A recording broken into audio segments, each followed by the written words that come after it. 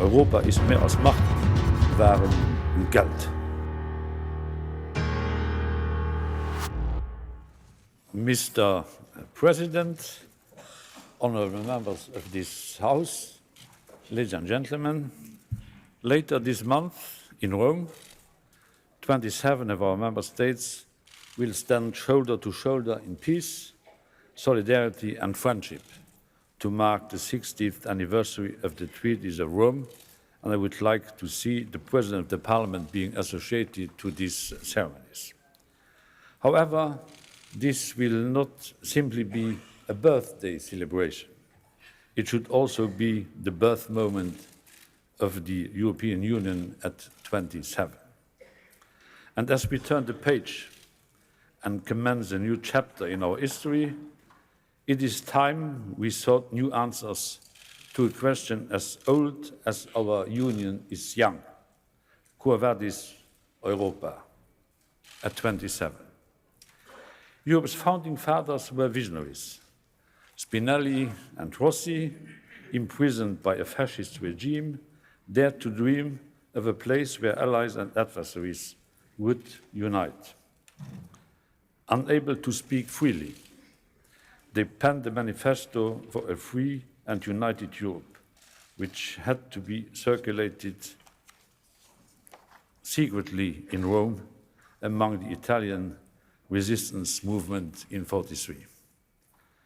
Writing this manifesto, this new chapter, Spinelli and Rossi decided not to cling to the darkness surrounding them in their Ventotene prison cells.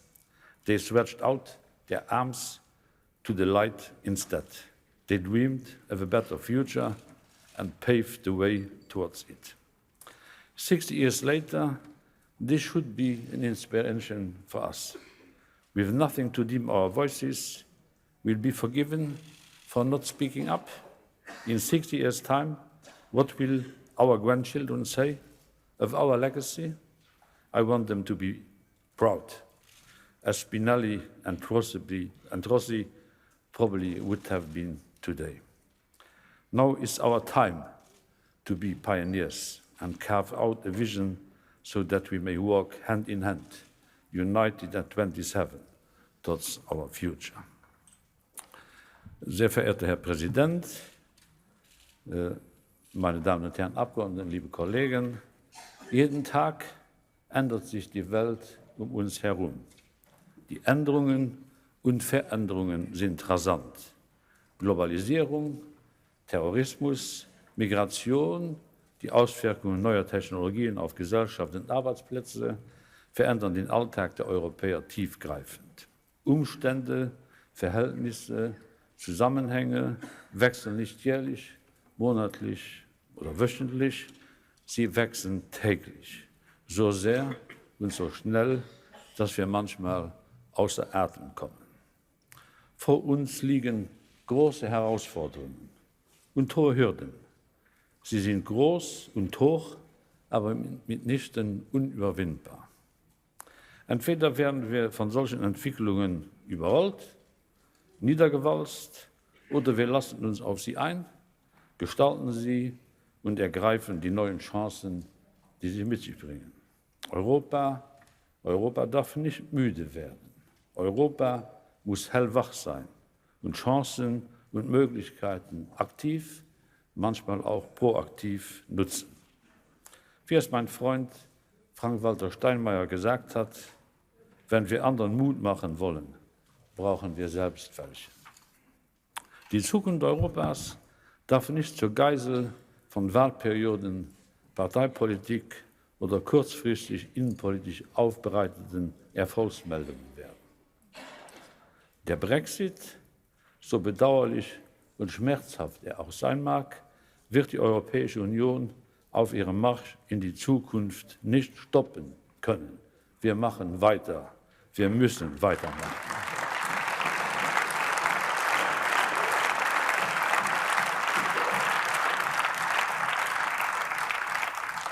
Wohin gehst du, Europa? Quo vadis Europa?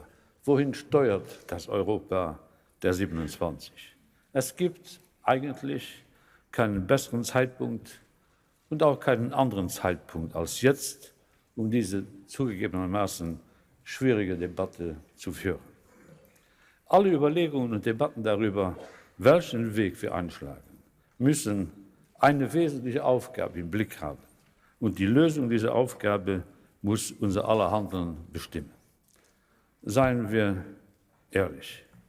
Viel zu lange war das, was die Menschen von Europa erwarteten, zu weit entfernt von dem, was Europa bieten und leisten konnte. Unsere Aufgabe wird es sein, deutlich zu machen, was Europa kann und was Europa nicht kann. Nehmen wir zum Beispiel die Bekämpfung der Arbeitslosigkeit und im Besonderen der Jugendarbeitslosigkeit. Wir treffen uns Gipfel nach Gipfel und versprechen, die Arbeitslosenzahlen, in Spezie die Jugendarbeitslosigkeit, abzusenken. Dabei liegt dies weit außerhalb der alleinigen Möglichkeiten Europas. Auf europäischer Ebene können wir keine Wunder vollbringen, wenn die nationalen Maßnahmen zu kurz greifen. Wir können Ausbildungsprogramme finanzieren, Investitionen stimulieren, letzteres übrigens nicht ohne Erfolg, doch das führt nicht automatisch und per se zu einem systematischen Rückgang der Arbeitslosigkeit. Der EU-Haushalt steuert lediglich 0,3% zu den europäischen Sozialhaushalten bei. 0,3%. Die Mitgliedstaaten bringen 99,7% auf. Zu behaupten, Europa stünde alleine in der Verantwortung, wenn es um die Bekämpfung der Arbeitslosigkeit geht, ist schlicht falsch. Dann sollten wir auch nicht so tun, als könnte alleine Europa das Problem lösen. Wir und die Mitgliedstaaten sollten dies endlich zugeben. Wir sollten Menschen nicht glauben machen, dass wir die Sonne und den Mond herbeizaubern können, wenn wir höchstens ein Teleskop liefern können. Wir sollten aufhören, Absichten anzukündigen und sollten uns stattdessen stärker auf die Bereiche konzentrieren, in denen wir handfeste Ergebnisse liefern können. Der Ausgangspunkt, Herr Präsident, für das Weißbuch der Kommission, das ich Ihnen heute vorlege, ist folgender. Es ist in der Zeit, ich wiederhole mich, dass wir klarstellen, was Europa leisten kann und was nicht. Viel zu oft wird die Debatte über Europas Zukunft auf mehr oder weniger Europa verkürzt. Dieser Ansatz führt aber in die Irre, wie alle übertriebenen Vereinfachungen in die Irre führen. Im Weißbuch stellen wir verschiedene Wege für die Zukunft der EU 27 vor. 5 Szenarien für die Europäische Union der 27, wenngleich es in der Wirklichkeit mehr Möglichkeiten geben kann. Nicht alle Szenarien finden die spontane Zustimmung der Kommission, aber alle 5 Szenarien sind im Gespräch. Ergo müssen wir uns mit ihnen beschäftigen. Wir müssen darlegen, zu welchen Folgen jedes einzelne dieser Szenarien führen kann. Schauen wir uns ein erstes Szenario an, das auf eine Fortsetzung der bisherigen Politik abstellt. Als diese Kommission antrat, habe ich diesem Haus versprochen, die Dinge anders anzugehen und das Vertrauen der Menschen wiederzuerlangen. Und in weiten Teilen gelingt uns das hoffentlich auch. Die Kommission hat bereits große Fortschritte dabei erzielt, den althergebrachten Reflex zu brechen, jeden Aspekt im Alltag der Menschen regulieren zu wollen und uns in alles einzumischen. Die Menschen wollen nicht, dass wir Vorschriften für Toilettenspülungen oder die Höhe von Kinderschaukeln erlassen. Wir haben Hunderte von Vorschlägen zurückgezogen und schlagen anstatt 130 Initiativen pro Jahr, wie in früheren Jahren üblich, lediglich 23 neue Initiativen pro Jahr vor. Wir konzentrieren uns auf die großen Dinge, die für die Menschen wichtig sind. Und trotzdem in allen Hauptstädten, in fast allen nationalen Parlamenten, manchmal auch hier, in fast der gesamten Presse, wird die Kommission der Überregulierung bezichtigt. Dieses permanente Brüssel-Bashing macht keinen Sinn, weil diesem Brüssel-Bashing hat keine Grundlage seit dem Amtsantritt dieser Kommission. Es täte uns allen im Übrigen gut, wenn wir mit diesem Brussel-Bashing, diesem European Union-Bashing aufhörten. Dies ist ein Ersatz.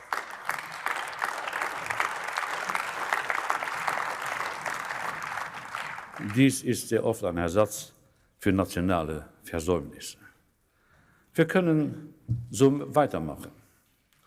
Alle unsere Energie darauf zu lenken, Ergebnisse in wichtigen Bereichen zu erzielen und unsere positive Agenda, die die Zustimmung dieses Hauses gefunden hat, voranbringen. Vollendung des Binnenmarktes, des digitalen Binnenmarktes, der Energieunion, der Kapitalmarktunion und der Verteidigungsunion. Das tun wir auch und das werden wir tun. Doch die Frage muss erlaubt sein, ob das ausreichend ist. Wir könnten auch den entgegengesetzten Weg einschlagen und uns als Europäische Union der 27 ausschließlich auf den Binnenmarkt beschränken. Szenario 2. Falls sich die Mitgliedstaaten in immer mehr Politikbereichen nicht auf eine gemeinsame Haltung verständigen können, falls immer mehr Regierungen die Kommission zu einem simplen Binnenmarktverwalter degradieren möchten, wäre dies womöglich die einzige gangbare Lösung. Unsere Lösung, meine Lösung ist das nicht. Die Europäische Union ist mehr als eine mehr oder weniger gehobene Freihandelszone. Europa ist mehr als Macht, Waren und Geld. Der Binnenmarkt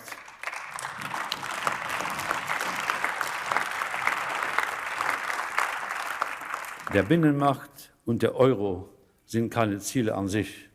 Sie haben dem Menschen und den Menschen zu dienen. Trotzdem gibt es Regierungen, die die Rolle der Europäischen Union und ergo der Kommission zurückdrängen möchten auf die Binnenmarktverwaltung. Ich bin strikt dagegen.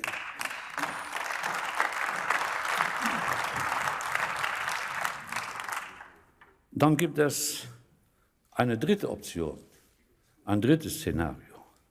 Müssen alle Mitgliedstaaten der Europäischen Union immer im gleichen Tempo voranschreiten? Wenn wir im Kreise der 27 keine Einigung erzielen können, weder was Ziele noch die Wege dahin betrifft, dann sollte es denjenigen, die in verschiedenen Bereichen vorankommen wollen, erlaubt sein, weitere Fortschritte dort zu machen, wo sie ihnen notwendig erscheinen.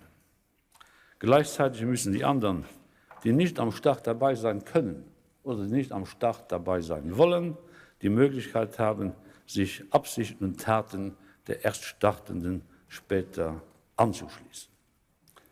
Doch wie würde sich ein solches System auswirken? Für eine kleine Anzahl von Ländern könnte dieser Ansatz große Fortschritte mit sich bringen. Für Länder, die an einem derartigen Rahmen etwa sämtliche Informationen in der Terrorismusbekämpfung austauschen, ein wirkliches europäisches Asylsystem einrichten und Verteidigungskapazitäten zusammenlegen möchten, wäre dies ohne jeden Zweifel ein gangbarer Weg. Es könnte jedoch auch ein kompliziertes System konzentrischer Kreise entstehen, in dem viele Länder außerhalb des Orbits zentraler politischer Strategien kreisen würden. Dadurch wäre Europa noch schwerer verständlich, als es ohnehin schon ist.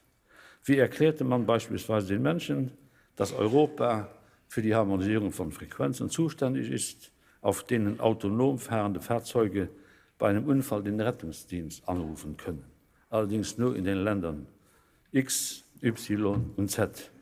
Und daher bekämen sie keine Hilfe, wenn sie im Land A unterwegs sind.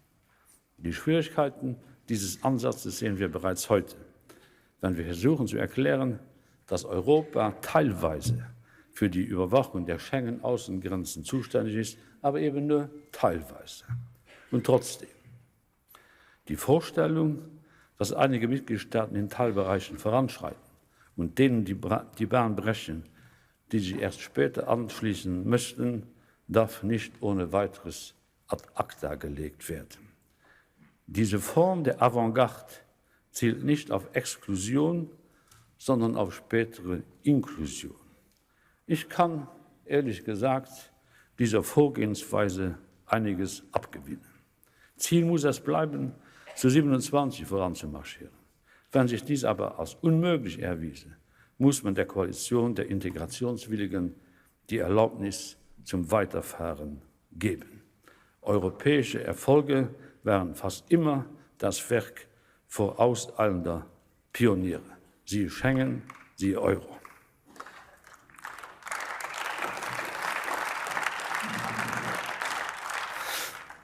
Es gibt aber noch eine vierte Möglichkeit. Die EU 27 könnte gemeinsam beschließen, in einer etwas kleineren Anzahl von Bereichen vereint mehr zu tun, also in Bereichen, in denen unsere europäischen Maßnahmen einen echten Mehrwert erzielen würden und denen die Menschen zu Recht mehr von uns erwarten. Szenario Nummer 4. Dies würde letztlich bedeuten, dass wir nach dem Prinzip weniger ist mehr verfahren.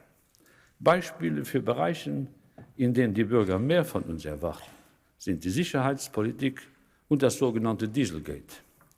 Eine echte europäische Agentur für Terrorismusbekämpfung, die Informationen über Grenzen hinweg austauscht und Verdächtige systematisch beobachtet, könnte, davon bin ich überzeugt, einen greifbaren Mehrwert für unser aller Sicherheit bieten. Genauso müssten sich europäische Verbraucher, die durch technische Manipulationen von Automobilherstellern in die Irre geführt werden, auf eine EU-Agentur verlassen können, die Sanktionen gegen Täuschungsunternehmen durchsetzen kann und dafür sorgt, dass diese auch Schadensersatz, und zwar überall, leisten müssen. Anstatt die Menschen dadurch zu enttäuschen, dass wir scharf formulierte Schreiben versenden, in denen wir die Mitgliedstaaten zum Handeln auffordern, müssen wir sicherstellen, dass diesen Aufforderungen auch Folge geleistet werden kann. Schließlich, Herr Präsident, Szenario 5, können die Mitgliedstaaten auch beschließen, mehr Befugnisse und Ressourcen zu teilen und mehr Entscheidungen gemeinsam zu treffen. Sie könnten so Vollgas geben, das neu geordnete Gemeinsame in die Zukunft hineingestalten und das Leadership der Europäischen Union sicherstellen. Klimaschutz. Hier muss Europa weiterhin eine Vorreiterrolle spielen, egal was jenseits des Atlantiks ins Haus steht. Nachhaltige Entwicklung, eine europäische Daueraufgabe. Verteidigung. Hier müssen weitere eigenständige Beiträge Europas in Aufstellung gebracht werden.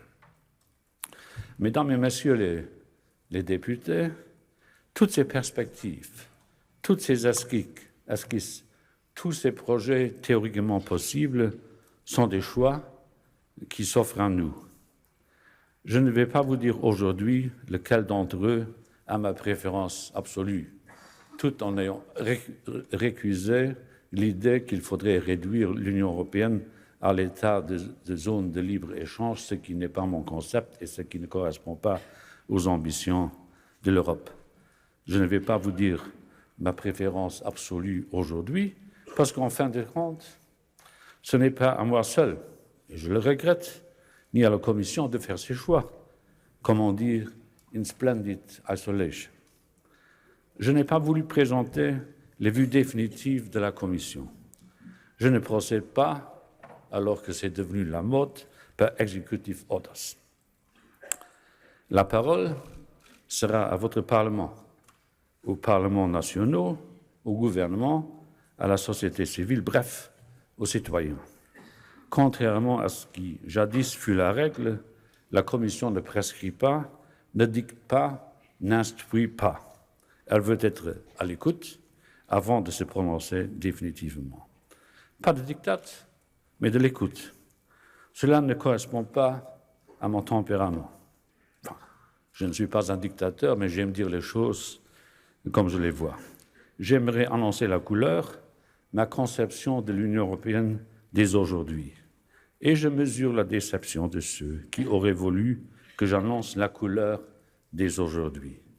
Mais nous préférons écouter avant de dire. À ceux qui voudraient qu'avant le débat, la Commission dise ce qu'elle voudrait être, je dirais qu'il ne faut pas confondre leadership et diktat. Contrairement à ce qui fut fait jusqu'à présent, nous voulons d'abord écouter avant de nous prononcer. Cela peut conduire, d'après ce que j'ai pu lire, à des déceptions majeures, mais c'est une méthode qui fait honneur à la démocratie, non seulement représentative, mais à la démocratie entière. Parler d'institutions, de révision de traités, de procédures institutionnelles, débats qui agitent ceux qui sont installés dans le confort de la bulle bruxelloise qu'il faudra qu'à tout prix nous quittions tous ensemble, ne m'intéresse pas pour l'instant. D'ailleurs, un tel discours n'intéresserait pas les citoyens. Vous qui faites des réunions dans tous vos pays, est-ce que jamais on vous a posé une question sur l'équilibre des pouvoirs entre le Conseil, la Commission et le Parlement? Jamais. Jamais je n'ai eu une telle question. Donc c'est un débat typiquement bruxellois qui, à part ceux qui sont installés dans le confort de la bulle bruxelloise, n'intéresse personne. Alors il ne faudrait pas conduire ce débat. Viendra, j'en suis certain, le jour où les traités devront être adaptés à une volonté collective, mais à une volonté collective à naître. Cette volonté collective n'existe pas aujourd'hui. Pour pouvoir donner corps à cette volonté collective, il nous faut un véritable débat. Un débat honnête sur l'Europe et sur ce que les citoyens attendent de l'Union européenne. Cette conversation vertueuse ne doit pas avoir lieu seulement à Rome ou seulement à l'occasion de nos nombreux sommets et à l'occasion de nos nombreux débats ici même. Elle doit avoir lieu dans les villes et les régions partout en Europe. C'est avec vous, mesdames et messieurs les députés, et avec les États membres, que nous tiendrons une série de débats sur l'avenir de l'Europe. Chaque voix, même minuscule, même à peine audible, doit être entendue. Les citoyens nous diront ce qu'ils attendent de l'Union européenne. Ils exprimeront sans doute leurs doutes, leurs interrogations, mais aussi leurs espoirs. À nous d'y répondre. La lecture du livre blanc, que je vous invite à lire, y compris son introduction et l'échange des arguments pour et contre, nous aidera à formuler les bonnes réponses. Au cours des prochains mois, la Commission apportera de nouvelles contributions à ce large débat avec une série de documents de réflexion et de propositions plus précises portant sur les grands enjeux dont demain sera fait.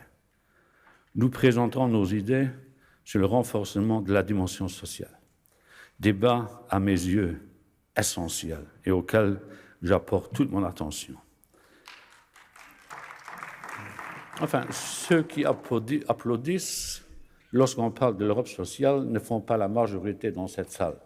Honte sur vous, parce que l'Europe sociale est un enjeu principal pour les décennies à venir.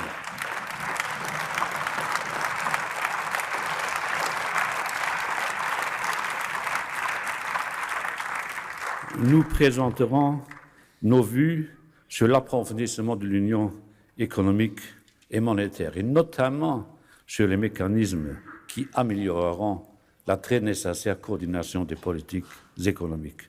Nous présenterons nos vues sur la maîtrise de la mondialisation et nous présenterons nos réflexions sur l'avenir de la défense de l'Europe et l'avenir des finances de l'Union européenne. En matière de défense, il est évident que les États européens devront augmenter leur budget militaire. Mais la stabilité planétaire n'est pas seulement fonction de l'ampleur des budgets militaires. La stabilité internationale, mondiale, planétaire est aussi fonction de la dimension des budgets d'aide au développement et du financement de la lutte contre le changement climatique. Réduire les budgets de l'aide au développement, remettre en cause les engagements qui furent les nôtres et ceux des autres en matière de changement climatique, je parle du COP 21, nuiront gravement à la stabilité intégrale. L'Union européenne doit porter et doit continuer à porter ces messages. La stabilité, ce n'est pas seulement l'affaire des armées, c'est aussi l'affaire de ceux qui veulent aider à permettre à ceux qui sont en retard de rejoindre ceux qui sont en avance. La stabilité, c'est les dépenses militaires, mais pas exclusivement les dépenses militaires. C'est aussi l'aide au développement et la lutte contre le changement climatique.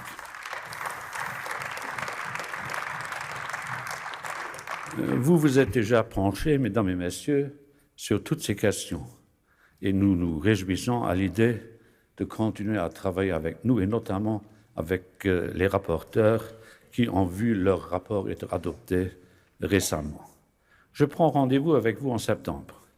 En septembre, lors du discours sur l'état de l'Union, où je développerai davantage ces idées. Pas avant, mais après avoir écouté les uns et les autres. J'aimerais que le Conseil européen donne en décembre ses orientations pour un processus qui atteindra son apogée lors des élections européennes en 2019.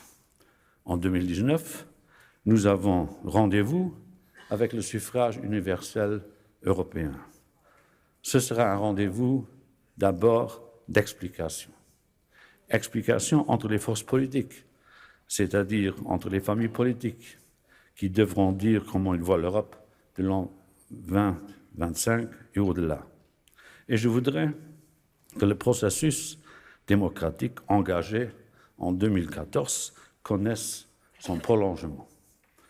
Je veux dire par là qu'en 2019, les partis européens devraient présenter au choix de l'électeur des têtes de liste, exigence qu'il faudra que nous respections pour que la démocratie européenne fonctionne et reste crédible.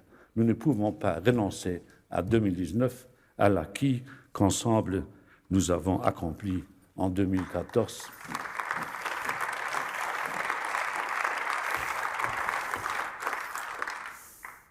Et je salue d'ailleurs amicalement les candidats qui n'ont pas eu la chance que moi j'ai pu avoir.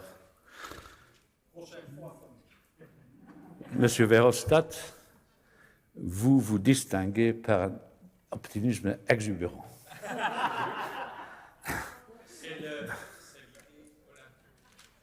Oui, l'essentiel est d'y participer. Participez toujours. Participez toujours. Les citoyens européens doivent pouvoir décider qui sera le prochain président de la Commission européenne. Les citoyens doivent pouvoir faire leur choix, pas les officines gouvernementales. Je ne serai pas candidat à un deuxième mandat, comme je l'ai dit dès le premier jour. Mais je ne suis... Oui, merci. J'avais pour intention de ne jamais décevoir l'extrême droite, j'ai réussi. Je ne serai pas candidat à un deuxième mandat, mais, croyez-moi, je ne suis ni fatigué, ni à court d'idées. Au contraire. Et vous allez voir. Monsieur le Président, l'Europe s'est relevée des cendres de la Deuxième Guerre mondiale pour réaliser, en fait, l'impossible. Mettre fin à cette éternelle tragédie européenne qui nous obligeait, en fait, les peuples, leurs dirigeants, à choisir entre la guerre et la paix. Dans le monde d'aujourd'hui, plus que 40 guerres et conflits militaires font rage, mais pas un seul ne se déroule sur le sol européen proprement dit. Vu de plus loin, vu à partir d'autres continents, l'Europe continue à rester une chose magnifique.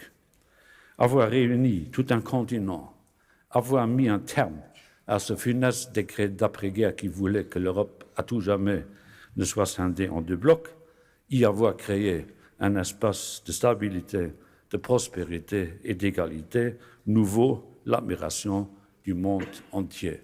Très souvent, j'ai l'impression que les autres nous admirent et que nous-mêmes, il nous arrive de nous détester. Mais cette Europe, celle que je décris, n'est pas un acquis, ni une évidence. L'Europe a toujours été, reste aujourd'hui et pour toujours un choix délibéré qu'il faut défendre contre vents et marées, contre l'assaut de ceux qui ne veulent pas comprendre le cours de l'histoire. Et les choix que nous faisons maintenant, aujourd'hui, demain, d'ici 2 années, d'ici 2025, doivent tenir compte de leurs implications, non seulement pour nous, mais surtout pour les générations à venir.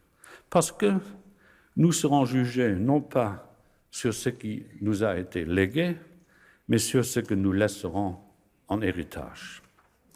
Nos citoyens nous disent souvent que nous devons faire les choses différemment. Oui, nous y sommes prêts, mais il ne faut pas vouloir tout changer. Nous devrions essayer de mieux comprendre les contraintes et les chances d'une application correcte du principe de la subsidiarité, qui ne doit pas devenir un ersatz pour la solidarité, qui doit rester, elle, le principe directeur de toutes nos actions européennes et nationales. Très souvent, en écoutant ceux qui se font l'avocat du principe de la subsidiarité, j'ai l'impression, comme ils ne veulent pas parler de solidarité, ils préfèrent parler de subsidiarité. Il s'agit de bien comprendre la signification exacte du concept de subsidiarité.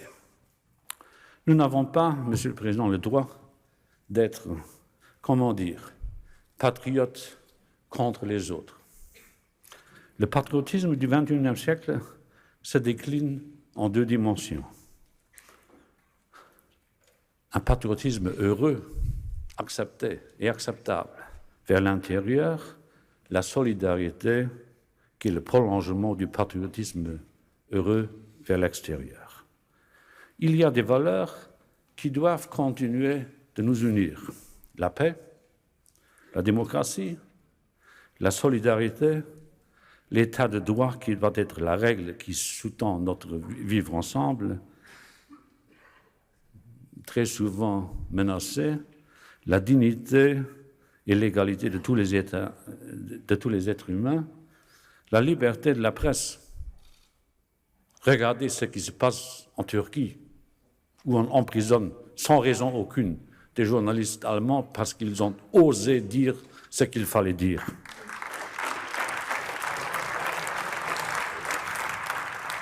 Les valeurs, oui, ce qui inclut le refus du rejet de l'autre, de celui qui est différent de nous, mais qui n'est pas moins noble que nous-mêmes. Nous ne pouvons pas accepter que les voix de ceux qui défendent ces valeurs, dont je voudrais qu'elles soient universelles, soient noyées par le vacarme des slogans nationalistes qui font du patriotisme une arme contre les autres. Le patriotisme n'est plus un patriotisme lorsqu'il se dirige contre les autres.